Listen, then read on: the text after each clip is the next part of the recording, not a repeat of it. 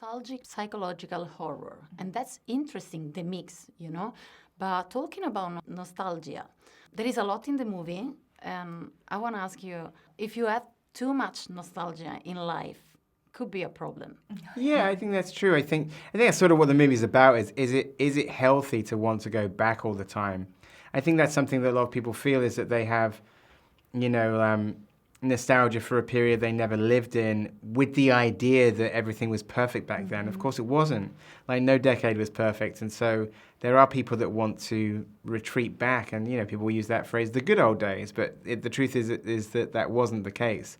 And so I think that's what the lesson of the movie is like, be careful what you wish for, because going back isn't going to solve any problems. And you are a bit nostalgic, because I follow you on Instagram, so I know very well that the soundtrack is your fault. Yeah? My fault? Yeah, I mean, the film almost started with the soundtrack in a way. It's like I had the idea for the story, and then building the songs into it was a big part of that. Because I think in a way in the movie, like the time travel machine is the music. That's what sends Eloise tumbling back to the 60s.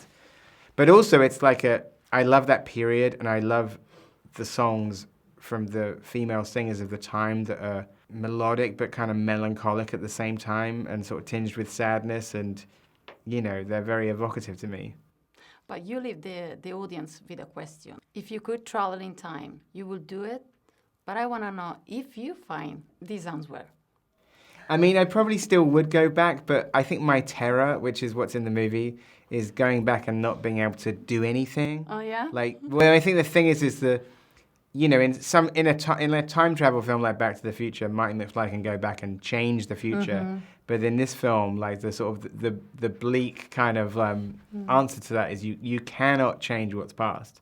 And so that's kind of the lesson of the movie, is that even if you could go back in time, there's nothing you can do to change the future. Virginia Woolf said something very interesting about the theme of the double, how the women are always the mirror of the men, and that is exactly what happened to your characters.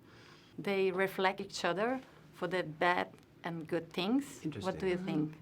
I think that's a very interesting assertion, yeah. I think... They're pretty similar. They are, yeah, we were talking about that. Yeah, not at the beginning, but at the end.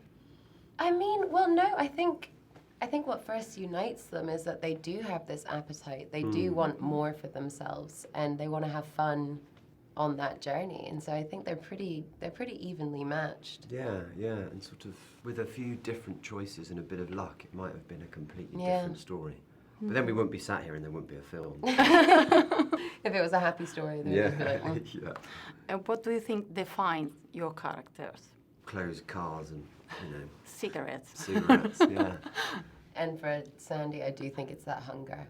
I think she really, really, really wants it. And the pink dress. And the pink dress. Yeah, I love the pink dress. Thank you. And why do you think our society is so afraid of women's body?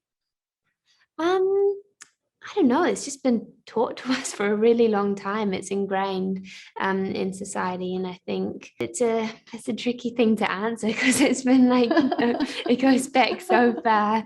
But I think I personally, not from just making the film, even I was able to feel more confident and comfortable in my own body, because it was such a physical role.